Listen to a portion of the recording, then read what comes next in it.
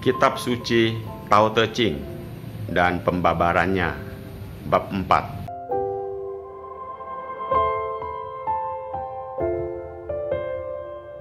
Bab 4. Kegaiban Tao. 1. Walaupun dituang dan digunakan terus-menerus, Tao tak bisa habis. Sebaliknya, diisi sebanyak-banyaknya pun tak bisa penuh. 2. Bagai air sungai yang tak dapat dijajaki, ia adalah sumber segala benda.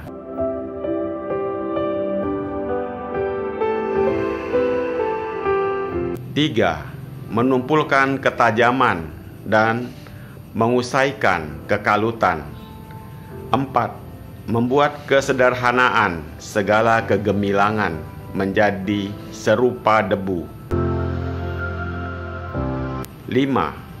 Bentuknya suram, samar-samar, tidak nyata, bagaikan tenggelam di dalam air yang dalam.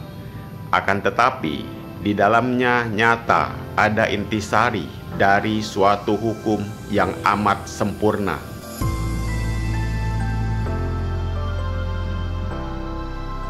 6. Aku tidak tahu anak siapakah Tao itu.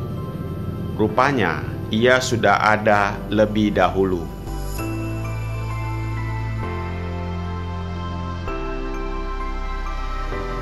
Filsafat Lao Tzu itu samar dan gaib.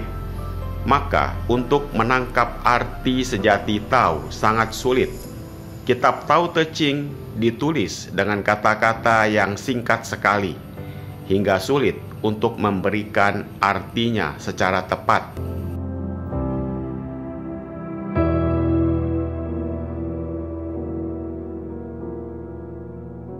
Lao Tzu mengatakan dalam bab 1 bahwa Tao yang dapat dibicarakan bukan Tao yang sebenarnya, karena Tao termasuk hitungan yang keempat atau vierde dimensi, maka ia termasuk golongan gaib.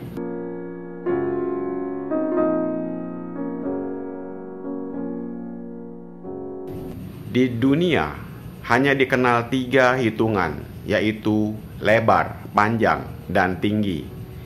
Maka sifat Tao tetap samar dan tersembunyi bagai mata dunia.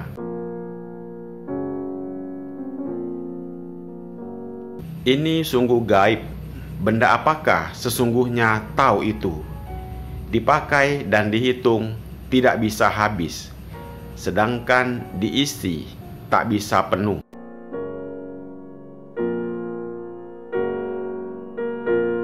Adakah benda di dunia yang demikian sifatnya? Kami rasa tidak ada yang demikian sifatnya seperti Tao.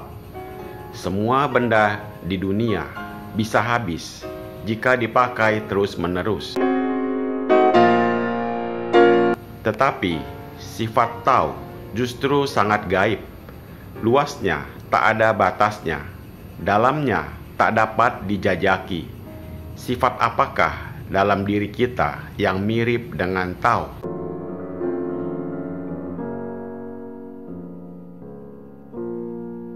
Kami rasa adalah sifat welas asih, cinta pada sesamanya, dan kebajikan yang luhur. Inilah sifat-sifat gaib yang dipunyai oleh manusia yang bersifat seperti Tao.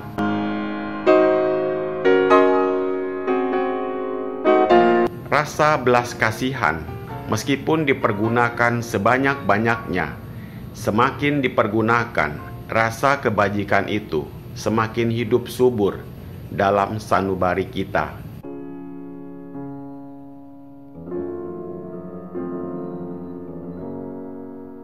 Begitupun diisi tak bisa penuh. Bila kita mengisi suatu barang ke dalam suatu tempat tertentu, maka tempat itu akan penuh. Tetapi sifat kebajikan, walau bagaimanapun banyaknya kita isi dalam sanubari kita, tidak akan pernah penuh. Bahkan sebaliknya, kita dapat mengisi sebanyak-banyaknya dan untuk selama hidup kita. Pasal 1.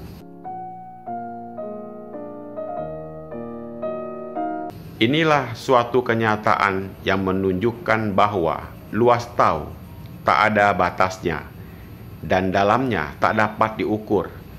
Begitupun tahu berkuasa dan meliputi seluruh alam, hingga segala benda dan makhluk berasal dari tahu dan akhirnya kembali kepada tahu pula.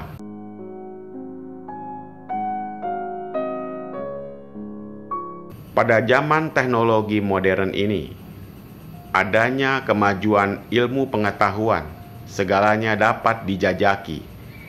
Dalamnya laut dapat diukur, jauhnya matahari dapat dihitung. Tetapi luasnya tahu tak dapat dijajaki oleh manusia dan kegaibannya tak dapat dipikirkan. Karena manusia sendiri terhitung sebagai makhluk dalam kekuasaan tahu. Pasal 2. Tahu bekerja membuat tumpul sifat yang tajam, agar benda-benda di dunia tidak memiliki perbedaan yang menonjol atau seimbang, sehingga dapat mengurangi pertikaian dan kekalutan dapat diredakan. Yang dimaksudkan tajam bukan tajamnya senjata, tetapi tajamnya ideologi dan anggapan manusia. Bila seseorang mempunyai ideologi, sering mempunyai sikap yang tajam, di mana keduanya saling merintangi, sehingga dapat mengakibatkan benturan hebat yang dapat membuat salah satu patah. Maka tahu menumpulkan ketajamannya, sehingga benda-benda yang lancip menjadi rata, dan persegi menjadi bulat. Oleh karenanya, bila saling bertemu satu sama lain, dapat dengan mudah menggeser, tidak keras dan saling menabrak, seperti benda persegi dengan ujung-ujung yang tajam.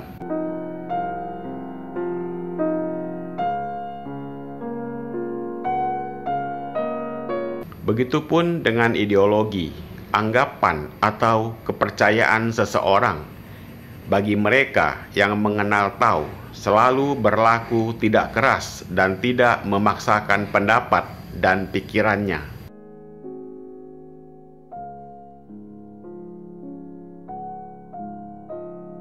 Senantiasa bijaksana terhadap pikiran atau anggapan orang lain, sehingga dapat menyesuaikan diri dalam segala keadaan dan dapat menghindari benturan dan pertentangan, sehingga segala persoalan dapat diselesaikan. Pasal 3. Manusia zaman sekarang umumnya mengutamakan kegemilangan atau kemewahan, terutama mereka yang kaya, senantiasa mengenakan pakaian-pakaian mewah dengan perhiasan berlian yang bersinar gemilang.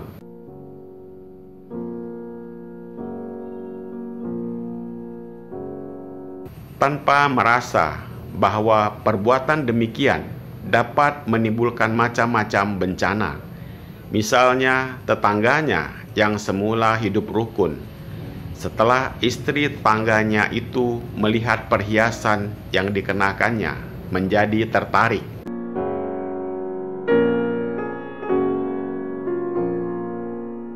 Kemudian minta sang suami untuk memberikan permata yang indah itu. Namun karena sang suami tidak mampu, tak dapat memenuhi permintaan sang istri, sehingga terjadilah percekcokan dan rumah tangga menjadi berantakan. Di samping itu, perhiasan-perhiasan yang mahal itu dapat membuat atau mendorong sementara orang menjadi penjahat, hingga mengakibatkan macam-macam bencana. Oleh sebab itu, Tao senantiasa bekerja untuk membuat sederhana segala kegemilangan. Tak mengutamakan segala kemewahan, selalu menganjurkan orang untuk berlaku sederhana dan tawar bagaikan debu saja. Meskipun demikian, ini merupakan sumber dari kehidupan yang tentram, langgeng, dan damai. Pasal 4. Sifat Tao menghendaki kesederhanaan, tidak menunjukkan kemewahan dan terlihat semata-mata, bahkan selalu tersembunyi bagai mata orang. Akan tetapi, Tao justru merupakan hukum yang sempurna untuk mencapai ketentraman yang sejati. Pasal 5. Dalam bab ini, Lao Tzu menerangkan kegaiban Tao yang bersifat sangat luhur. Sifat luhur ini dapat kita timbun sebanyak-banyaknya dan tidak akan pernah penuh. Juga dapat dipergunakan sebanyak-banyaknya tanpa pernah kehabisan. Luasnya tak dapat diukur dan dalamnya tak dapat dijajaki, maka ia adalah sumber dari segala benda di seluruh alam ini.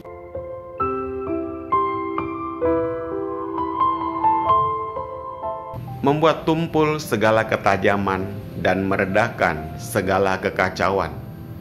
Jika perbedaan pendapat dari tiap-tiap orang tidak terlalu tajam, bahkan sebaliknya dapat disatukan bagai bola yang bulat.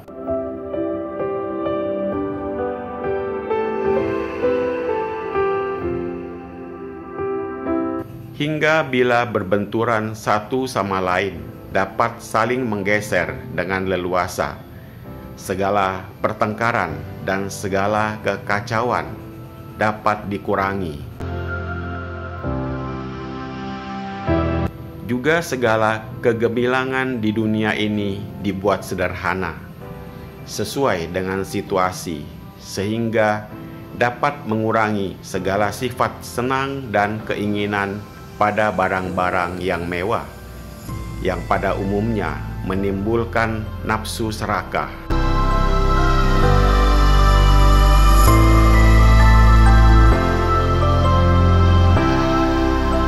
Sebaliknya, sifat sederhana yang samar-samar dan tidak mencolok mata ternyata menjadi dasar atau sumber dari kesempurnaan yang tinggi.